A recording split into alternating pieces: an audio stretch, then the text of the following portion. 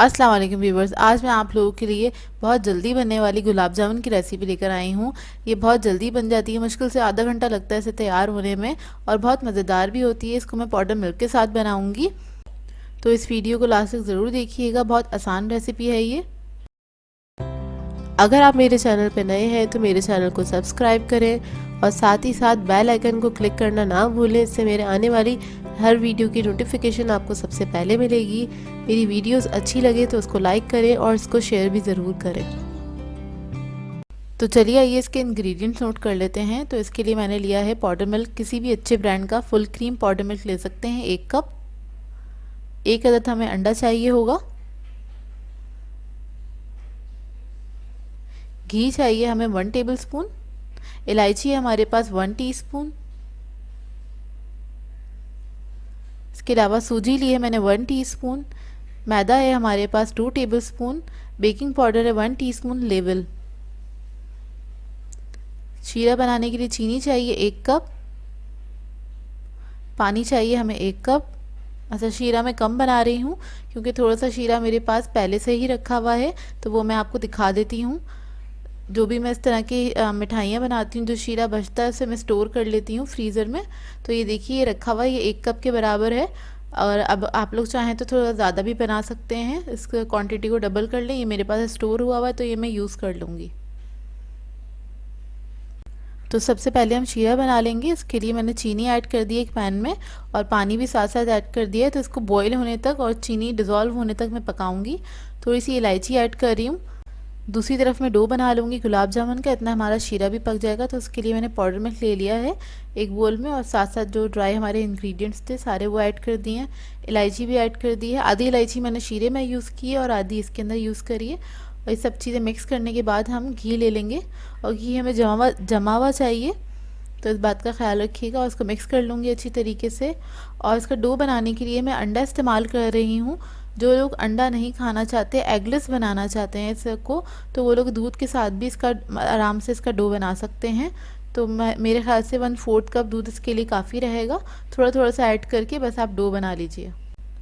और अब मैं थोड़ा थोड़ा करके इसमें अंडा ऐड करना शुरू करूँगी। पूरा अंडा एक साथ नहीं इसमें ऐड करते हैं क्योंकि कभी कभार अंडे का साइज़ बड़ा भी होता है और कभी छोटा भी होता है, तो इस बात का ख्याल रखिएगा। तो इस वक्त मैंने पूरा ही अंडा यूज़ कर लिया है और इस डो को मैं अच्छी तरह से मिक्स कर लूँगी। और इसको कोई बहुत ज़्यादा नीट करने की ज़रूरत नहीं होती, बस आप ये देख लें कि इसके अंदर कोई लम्स ना हो। बस इसको मिक्स कर लें अच्छी तरीके से और इसी तरह स्टिकी डो होगा, ये देख लीजिए। और इसको मैं छोड़ दूँगी थोड़ी देर के लिए। अब आ जाते हैं शीरे की तरफ। तो इसके अंदर चीनी जो थी वो डिज़ोल्व हो गई है। तो इसके अंदर जो पुराना मेरे पास रखा हुआ था शीरा वो मैंने ऐड कर दिया है और इसको बॉयल होने तक मैं पकाऊंगी, तकरीबन 1 से 2 मिनट तक। और अब हम अपने गुलाब जामुन की बॉल्स बना लेते हैं। तो इसको मैंने 5 मिनट के लिए छोड़ दिया था ताकि डो हमारा सेट हो जाए। अब देखिए हाथ पे स्टिक भी नहीं हो रहा है, तो हमारी जो बॉल्स हैं आराम से बन जाएंगी गुलाब जामुन की। तो बस इस डो को मैंने हाथ पे थोड़ा सा नीट कर लिया है। उसके बाद हम इक्वल साइज़ के बॉल्स बनाने स्टार्ट करेंगे गुलाब जामुन के। तो बस आपने थोड़ा सा डो लेना है अंदाजे से और आपने हथेलियों के बीच में इस तरह से राउंड कर लेना है। तो ये आराम से हमारी जो गुलाब जामुन के बॉल्स हैं ये बन जाएंगे। ये देखिए छोटे साइज़ के ही बनाऊंगी मैं और इस तरह मैं सारे ये बॉल्स बना लेती हूँ, फिर आपको दिखाती हूँ। तो ये देखिए शीरे में बॉयल आ गया है, इसको 1 मिनट हो गया है पकते हुए। तो मैं इसका चूल्हा बंद कर दूँगी, ये रेडी है। अब हम आ जाते हैं फ्राइंग की तरफ। तो मैंने ऑयल गरम करने रख दिया था लो फ्लेम पे और ये मैंने गुलाब जामुन रेडी कर ली थी। एक एक करके इसके अंदर ऐड करूँगी। ऑयल जो है बहुत हल्का गर्म होना चाहिए। इस वक्त मैं आप लोगों को फॉरवर्ड करके दिखाती हूँ, तो आप लोगों को लग रहा होगा बहुत जल्दी जल्दी पक रही हैं ये। इसको पकने में तकरीबन 1 से 2 मिनट लगते हैं, बबल्स बनने में इसके अंदर। तो बस इस बात का ख्याल रखिएगा, गुलाब जामुन हमेशा हल्की आंच पे पकाई जाती हैं, तेज़ आंच पे नहीं पकाते हैं। और इसको चमचा जो है टच नहीं करते जब तक इसके ऊपर अच्छा सा कलर नहीं आ जाता। और आप इसी तरह तेल में थोड़ा सा चमचा चलाते रहेंगे। मैं तेल में फ्राई कर रही हूँ, आप लोग चाहें तो घी में भी फ्राई कर सकते हैं। तो बस देखिए मैं चमचा किस तरह से चला रही हूँ, साइड पे सिर्फ ऑयल को ही हिला रही हूँ ताकि ये मूव हो सकें खुद ही, इनको टच नहीं कर रही हूँ। और जब इन पे हल्का कलर आने लगे, ये ऊपर आ जाए, तब आप इसको टच कर सकते हैं। तो हल्का सा आप चमचा चला के इवन कलर दे दीजिए इसको। बस चमचा चलाते रहें इस पर हल्का हल्के से ऊपर से, ताकि इसके ऊपर इवन कलर आए। 5 से 7 मिनट लगते हैं इसे फ्राई होने में। हल्की आंच पे बिल्कुल मीडियम फ्लेम पे इसको फ्राई कीजिएगा और ये बहुत जल्दी फ्राई हो जाती हैं, कोई ज़्यादा टाइम भी नहीं लगता है इसके अंदर। जब इसको आपको लगे कि आपके पसंद का कलर आ गया है तो इसको हम निकालेंगे और फ़ौरन को हम शीरे में डाल देंगे। तो ये देखिए बहुत खूबसूरत सी गुलाब जामुन हमारी फ्राई हो गई हैं। इसको मैं शीरे में डाल दूँगी और शीरे में डालने के बाद इसको आप आधे घंटे के लिए रख दें, इसको थोड़ा सा मिक्स करके। और उसके बाद इसको आप छोड़ दीजिए आधे घंटे के लिए, चाहें तो ज़्यादा देर के लिए भी छोड़ सकते हैं, लेकिन आधे घंटे में ये रेडी हो जाती हैं। तो ये देखिए इसको मैंने कवर करके छोड़ दिया था और आधा घंटा हो चुका है। बहुत मज़ेदार सी हमारी गुलाब जामुन रेडी हैं। इसको आप बनाइएगा ज़रूर, बिल्कुल हलवाई जैसी बनती हैं ये गुलाब जामुन, बाज़ार जैसी। और घर में कोई मेहमान आ रहे हों या आपका ख़ुद का भी दिल चाह रहा हो तो आप लोग आराम से बना सकते हैं। मुश्किल से आधा घंटा लगता है इसका प्रिपरेशन टाइम है और आधे घंटे के लिए आपको इसको छोड़ना होता है शीरे के अंदर ताकि अच्छे से सोक हो जाए। तो इसको मैं थोड़ा सा पिस्ते से गार्निश कर रही हूँ, ये देखिए। और इसको मैं आपको कट करके भी दिखाऊंगी। बहुत सॉफ्ट बनी है गुलाब जामुन और बहुत ही मज़ेदार, टेक्सचर से ही पता चल रहा होगा आप लोगों को। और ये मैं आपको कट करके दिखाती हूँ, इसको ट्राई ज़रूर कीजिएगा। और अगर कोई खोए वाले गुलाब जामुन सीखना चाहता है तो उसकी रेसिपी भी मेरे चैनल पे है, तो आप लोग वो देख सकते हैं। तो इसका अंदर का टेक्सचर देख लीजिए। आज मैं आप लोगों के लिए कस्टर्ड सेवैया डिज़र्ट की रेसिपी लेकर आई हूँ और बहुत आसान रेसिपी है ये, बहुत क्विक तैयार हो जाती है, ज़्यादा टाइम नहीं लगता है इसे बनने में। कभी भी आपके घर में कोई गेस्ट आ जाए अचानक से तो आप इसको फ़ौरन बना सकते हैं और बना के सर्व कर सकते हैं। तो इस वीडियो को लास्ट तक ज़रूर देखिएगा। तो चलिए आइए इसकी वीडियो स्टार्ट करते हैं। तो इसके लिए एक मैंने पतीली ले ली है, उसके अंदर हम ऐड कर देंगे 1.5 किलो दूध।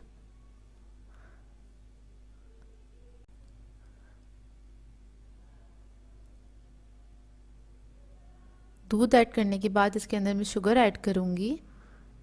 आधा कप शुगर ऐड करिए मैंने, आप लोग अपने टेस्ट के मुताबिक भी ऐड कर सकते हैं, कम या ज़्यादा जैसे आपको पसंद हो। फिर मैं इसके अंदर ऐड करूँगी कलरफुल पास्ता 1 कप।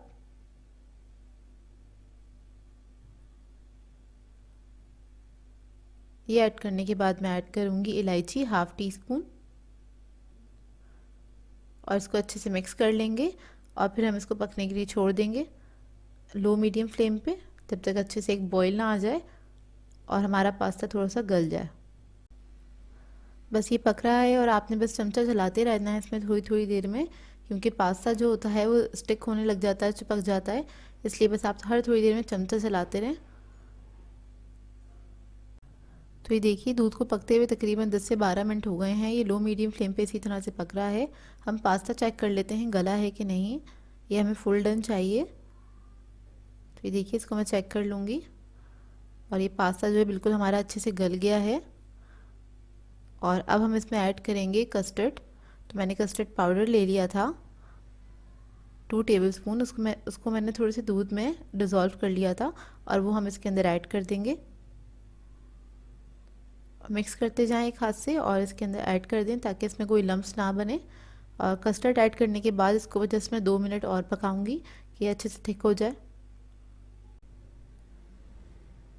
तो ये देखिए 2 मिनट हो गए इसको पकते हुए और ये थोड़ा सा थिक हो गया है। इतना ही थिक चाहिए हमें, ज़्यादा थिक नहीं करेंगे क्योंकि ठंडा होने के बाद भी ये थोड़ा सा थिक और हो जाएगा। अब हम इसको ठंडा कर लेंगे। तो ये देखिए पास्ता को मैंने ऐसे ही छोड़ दिया था काउंटर पे और ये काफ़ी हद तक थिक हो गया है। अब मैं इसके अंदर क्रीम ऐड करूँगी, तो एक पैकेट में क्रीम ले लूँगी टेट्रा पैक की और ये हैवी क्रीम है, ये मैं इसके अंदर ऐड कर दूँगी और इसको मिक्स कर लेंगे अच्छी तरीके से। क्रीम मिक्स करने के बाद इसमें मैं ऐड करूँगी बनाना। तो मैंने 8 अदद केले ले लिए थे और वो मैं इसके अंदर ऐड कर रही हूँ। आप लोग कोई भी फ्रूट ऐड कर सकते हैं जो आपको पसंद हो। तो मैंने इसके अंदर बनाना ऐड किया है, आप लोगों को जो भी पसंद हो आप लोग वो ऐड कर सकते हैं। इसको मिक्स कर लें। इसको अंदर ऐड करने के बाद अच्छे से ये मिक्स हो गया है। अब मैं इसको एक अलग बाउल में ट्रांसफ़र कर लूँगी और इसको आप ठंडा करके सर्व कर सकते हैं। ये ठंडा ठंडा बहुत मज़े का लगता है। और इसको मैं गार्निश कर रही हूँ बादाम पिस्ता से। ये भी आपकी मर्ज़ी है, अगर आपको ज़्यादा पसंद है बादाम पिस्ता तो आप इसके अंदर भी ऐड कर सकते हैं। मैंने सिर्फ गार्निशिंग में यूज़ किए हैं ये। आई होप आप लोगों को ये सिंपल सी रेसिपी पसंद आई हो। मैं आप लोगों के लिए बहुत मज़ेदार सी रेसिपी लेकर आई हूँ, रस मलाई। और इसको मैं आपको बनाना सिखाऊंगी पाउडर मिल्क के साथ। बहुत ही आसान है इसको बनाना और ये बहुत जल्दी भी तैयार हो जाती है। कभी भी आपके घर में मेहमान आ जाए अचानक से तो आप इसको बना सकते हैं, क्योंकि मुश्किल से इसको बनाने में आधा 1 घंटा लगता है, ज़्यादा टाइम नहीं लगता। तो इस रेसिपी को आप लोग लास्ट तक ज़रूर देखिएगा, आप लोगों को बहुत पसंद आएगी। तो चलिए आइए वीडियो स्टार्ट करते हैं। इसके लिए मैंने 1 लीटर दूध ले लिया था, उसे बॉईल कर लिया है और वो सिमलिंग पॉइंट पे पक रहा है इस वक्त ना। तो इसके अंदर हम ऐड कर देंगे चीनी आधा कप। इलायची ले ली थी मैंने 3 अदद, उसको मैंने कूट लिया है हल्का सा और उसके अंदर डाल देंगे। इसको मैं 10 से 15 मिनट तक इसी तरह पकने के लिए छोड़ दूंगी हल्की आंच पे।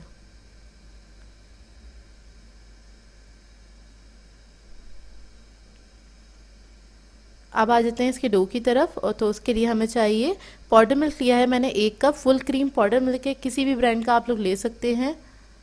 1 अदद हमें चाहिए होगा अंडा। घी चाहिए हमें 1 टेबलस्पून। बेकिंग पाउडर चाहिए हमें 1 टीस्पून। मैदा चाहिए हमें 1 टेबलस्पून हीप्ड। पिस्ते ले लिए थे मैंने 4 टेबलस्पून। तो हम इसका डो बनाना स्टार्ट करते हैं। तो एक बाउल ले लिया है, उसके अंदर सबसे पहले हम पाउडर मिल्क ऐड करेंगे, मैदा ऐड कर देंगे, बेकिंग पाउडर भी ऐड कर देंगे। इसको हाथ से पहले मिक्स करेंगे, उसके बाद हम इसके अंदर घी डाल देंगे और इस घी को भी हम हल्का सा मिक्स कर लेंगे हाथों से। और दूसरी तरफ मैंने अंडे को फेंट लिया है और अब हम अंडा लेंगे और अंडे की मदद से हम इसका डो तैयार कर लेंगे। तो एक पूरा अंडा इसके अंदर चला जाता है। बस आप इसको मिक्स कर लें हल्के हाथ से, जब तक ये एक डो फॉर्म में नहीं आ जाता। तो ये देखिए बस ये डो फॉर्म में आने लगा है और इसी के अंदर ही सारा कुछ जो है जब्स हो जाएगा और ये अच्छे से डो बन जाएगा। और इसको हमें नीट करने की ज़रूरत नहीं है, बस इसी तरह से हमने इसको डो बना लेना है। देखिए तैयार हो गया है। इसको मैं छोड़ दूंगी 2 मिनट के लिए इसी तरह काउंटर के ऊपर। 2 मिनट के लिए मैंने इसे छोड़ दिया था। अब इसकी पेड़े बना लेते हैं। तो इसको हम उठाएंगे और हाथों पे हल्का सा नीट कर लेंगे। हाथों के ऊपर ही आपने इसको नीट करना है, बहुत हल्का सा, चंद सेकंड के लिए, ताकि इसके अंदर कोई क्रैक ना हो और स्मूथ डो बने हमारा ना, स्मूथ बॉल्स बने हमारे। तो हाथों में ले लेंगे इसको थोड़ा सा पोर्शन और अपने हिसाब से आप लोग बना लीजिए। जिस साइज़ की आपको रसमलाई बनानी है उस साइज़ के हिसाब से बना लीजिए। मैं थोड़ी बड़े साइज़ की बना रही हूँ तो इसलिए मैंने थोड़ा बड़े पेड़े लिए हैं इसके। तो ये देखिए सारी रसमलाई मैंने तैयार कर ली है और दूसरी तरफ हमारे पास दूध जो था वो पक रहा है सिमरिंग पॉइंट पे। तो इस पॉइंट पे हम इसमें सारी रसमलाइयाँ एक एक करके ऐड कर देंगे और आपने ज़्यादा तेज़ आंच नहीं रखनी है, बस हल्के से बबल उठ रहे हों इस पॉइंट पे आपने इसको इसके अंदर ऐड करनी है रसमलाई। और इसको हम ऐड करने के बाद इसी तरह छोड़ देंगे जब तक ये फूल नहीं जाती अच्छे से। तकरीबन 3 से 4 मिनट लगते हैं इसको अच्छे से कुक होने में।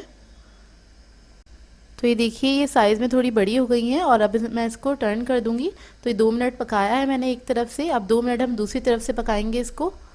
टर्न करके एहतियात से टर्न कीजिएगा कि ये टूट ना जाए, क्योंकि बहुत डेलिकेट होती हैं ये।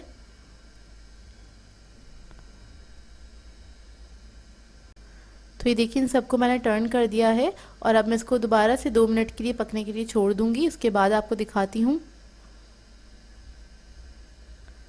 तो ये देखिए मज़ीद 2 मिनट गुजर चुके हैं और इनका साइज़ ऑलमोस्ट डबल हो चुका है। इसको मैं दोबारा से टर्न कर रही हूँ एक और बार और इसको हम फिर पकाएंगे तकरीबन 2 से 3 मिनट तक और मज़ीद कवर करके। तो देखिए 2 से 3 मिनट हो चुके हैं और ये इसी पॉइंट पे पक रही थी, सिमलिंग पॉइंट पे ही पक रही थी। आज मैंने बिल्कुल भी नहीं तेज़ की है और ये रेडी हो गई हैं। अब मैं इसका चूल्हा ऑफ़ कर दूंगी और इसको इसी तरह पतीली में ही छोड़ दूंगी थोड़ी देर के लिए। ये देखिए आपको मैं करीब से दिखा देती हूँ, बिल्कुल रेडी हो गई हैं और बहुत शानदार बनी हैं ये। देखिए आपको टेक्सचर से अंदाज़ा हो रहा होगा। तो ये देखिए इसको मैंने रूम टेम्परेचर पे ही छोड़ दिया था रसमलाई को तकरीबन आधे घंटे के लिए और ये अभी भी इस वक्त थोड़ी सी गर्म है।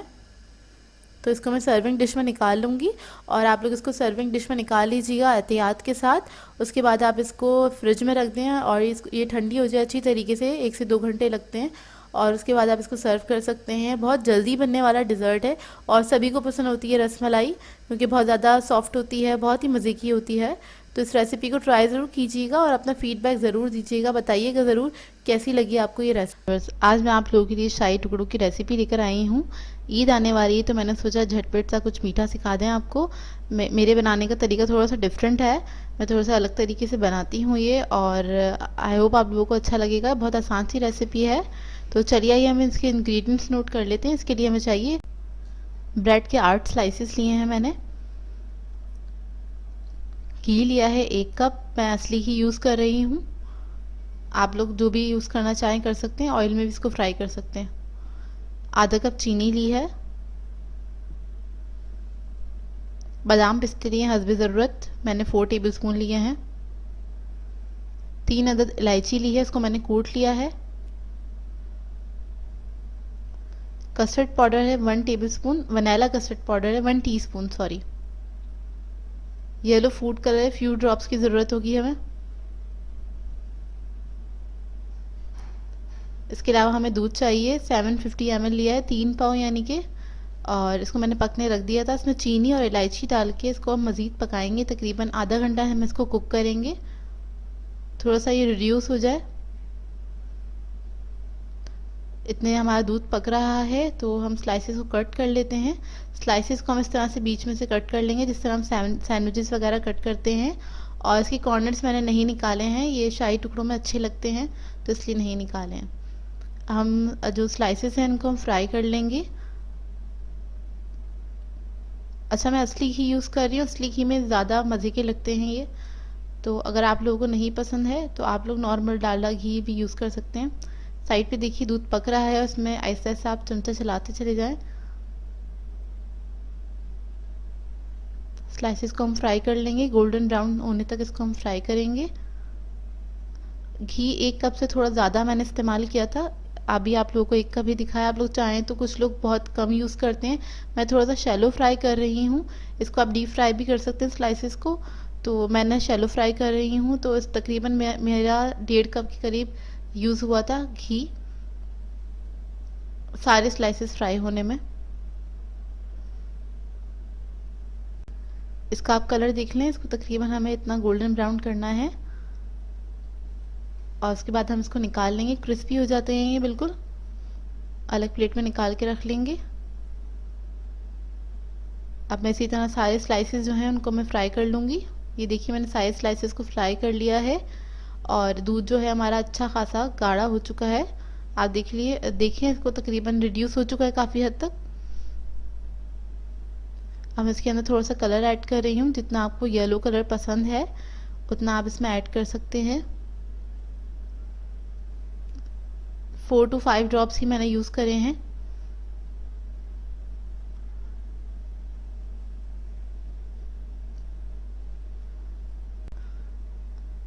अच्छा व्यूअर्स, ये मलाई है, फ्रेश जो दूध की मलाई होती है, मैं ये यूज़ कर रही हूँ। ऑप्शनल है, अगर आपके पास हो मौजूद तो आप यूज़ कर सकते हैं। मेरे पास इस वक्त थी घर में मौजूद तो मैं इसमें ऐड कर रही हूँ। आप लोग चाहें तो फ्रेश क्रीम भी यूज़ कर सकते हैं, जो टेट्रा पैक की क्रीम होती है वो भी इसमें आधा कप डाल सकते हैं, इसका टेस्ट बहुत अच्छा आ जाता है। अब मैं इसमें कस्टर्ड ऐड कर रही हूँ, और कस्टर्ड को मैंने 1 टेबलस्पून पानी के अंदर घोल लिया था और वो उसके अंदर ऐड कर दिया है। इससे क्या होता है, बिल बहुत हल्का सा थिक हो जाता है, ये बहुत ज़्यादा थिक नहीं होता है, लेकिन एक अच्छा इसका फ्लेवर आ जाता है। दूध ज़रा जब सेट होने लगता है तो बहुत अच्छा ना थिक हो जाता है, रबड़ी जैसा इसका टेस्ट आता है। तो ये ज़रूर ऐड कीजिएगा, आपको काफ़ी फ़र्क लगेगा नॉर्मल शाही टुकड़ों से। अभी देखिए दूध इस वक्त गर्म है, और कस्टर्ड ऐड करने के बाद मैंने बस इसको फ्लेम ऑफ कर दी थी। तो मैं अब क्या कर रही हूँ, जो स्लाइसेस हमारे रखे हुए थे इसको हम इसके अंदर डिप कर रहे हैं। अच्छी तरह से इसको हम सोक कर लेंगे। आप देखिए इस वक्त बहुत गर्म है दूध, और धुआं निकल रहा है। गरम गरम में ही आपने सोक करना है इन स्लाइसेस को, और उसके बाद आप 10 सेकंड बाद निकाल लीजिए इसको। ये थोड़े से सॉफ्ट हो जाते हैं, और इसको हम इस तरह से ट्रे में डीप डिश ले लीजिएगा, डीप जो ट्रे हो, और इसमें हम इसको सेट कर लेंगे इस तरह से। अब मैं सारे स्लाइसेस को इसी तरह से कर लूँगी। सारे स्लाइसेस मैंने इस तरह से डिप करके निकाल लिए थे, और जो बाकी जो लिक्विड हमारे पास बचा है वो सारा इसी के ऊपर पोर कर दूँगी। और ये जब ठंडी हो जाएंगी, आधा या 1 घंटे बाद आप इसको फ्रिज में रख सकते हैं, और ठंडा हो जाएगा तो ये जो लिक्विड है ये सोक कर लेगा अपने अंदर। कस्टर्ड जो हमने इसके अंदर ऐड किया था, उससे क्या होगा, जब आप थोड़ी देर बाद देखेंगे तो ये सारा जो है बहुत अच्छा सा रबड़ी जैसा ना थोड़ा थिक हो जाता है दूध ना। अगर आप वो नहीं ऐड करते हैं तो बहुत लिक्विड ही रहता है, इसकी वजह से बहुत ज़्यादा सॉफ्ट रहते हैं। और ये वाले जो शाही टुकड़े हैं ये बहुत ज़्यादा सॉफ्ट नहीं होंगे, इसमें थोड़ी सी क्रिस्पीनेस रहती है। तो अगर आप लोगों को क्या कहते हैं क्रिस्पी थोड़े से पसंद है तो आप इस तरह से बना सकते हैं। मेरे अंदाज से आप लोगों को बहुत पसंद आएंगे, इसको ज़रूर ट्राई कीजिएगा। ऊपर मैं थोड़े बादाम पिस्ते इस पे स्प्रिंकल कर रही हूँ। और ये हमारी झटपट सी रेसिपी तैयार है, बहुत जल्दी बन जाती है। आपके घर मेहमान आए, ईद पे भी आप इसको बना के रख सकते हैं। और दावत का है, ये दावत में बनाए जाते हैं सब लोगों के यहाँ, तो आप इसको बना के रख सकते हैं, अपनी ईद टेबल को इससे सजा सकते हैं। तैयार हो चुके हैं हमारे शाही टुकड़े, आप करीब से देख लीजिए और बहुत ही यमी लग रहे हैं, बहुत ही यमी बने थे ये। आज मैं आप लोगों के लिए कोकोनट लड्डू की रेसिपी लेकर आई हूँ। बहुत ही आसान रेसिपी है और इसके लिए आपको ज़्यादा इंग्रेडिएंट्स की ज़रूरत भी नहीं पड़ती और ये बहुत जल्दी से तैयार हो जाते हैं, लेकिन बहुत ही मज़ेदार बनते हैं, बहुत सॉफ्ट होते हैं, इनका टेक्सचर बहुत ही मज़े का होता है और बच्चों को तो बहुत ही पसंद आएंगे ये लड्डू। तो इस रेसिपी को ज़रूर ट्राई कीजिएगा और आपने इस रेसिपी को लास्ट तक ज़रूर देखना है। तो चलिए ये रेसिपी स्टार्ट करते हैं। तो मैंने एक पैन ले लिया है, इसमें मैं ऐड करूँगी 1 टेबलस्पून बटर और आप लोग चाहें तो घी भी ऐड कर सकते हैं, लेकिन ऑयल नहीं ऐड करिएगा। तो घी और बटर में से आपको दोनों में से कोई एक चीज़ ले सकते हैं। तो इसको हम मेल्ट कर लेंगे थोड़ा सा।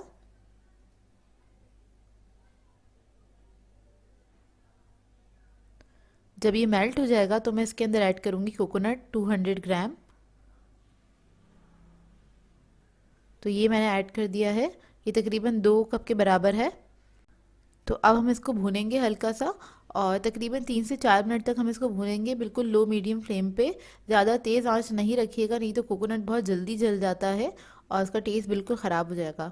तो बस हमने इसको इतना भूनना है कि एक अच्छी खुशबू भी आने लगे और इसका कलर भी चेंज ना हो, इतना हमें इसको भूनना है। बस हल्का सा भूनेंगे इसको, जस्ट हल्का सा क्रीम कलर का होगा, ये ज़्यादा कलर चेंज नहीं करेगा। तो ये देखिए 3 से 4 मिनट हो गए हैं और ये इस तरह से ड्राई हो जाएगा थोड़ा सा। फिर मैं इसमें ऐड करूँगी कंडेंस मिल्क, ये 220 ग्राम है और अगर आप कप से मेजर करेंगे तो ये 1 कप से थोड़ा सा कम है, तो ये वेट में ज़्यादा होता है थोड़ा। तो ये इसके अंदर हम ऐड कर देंगे और इसको मिक्स कर लेंगे अच्छी तरीके से। इसके साथ मैं ऐड करूँगी इलायची 1 टीस्पून। ये ऐड करने के बाद बस इसको मिक्स करेंगे अच्छी तरीके से। मुश्किल से आधा मिनट हम इसको और कुक करेंगे कि ये एक डो फॉर्म में आ जाएगा, सिमट जाएगा।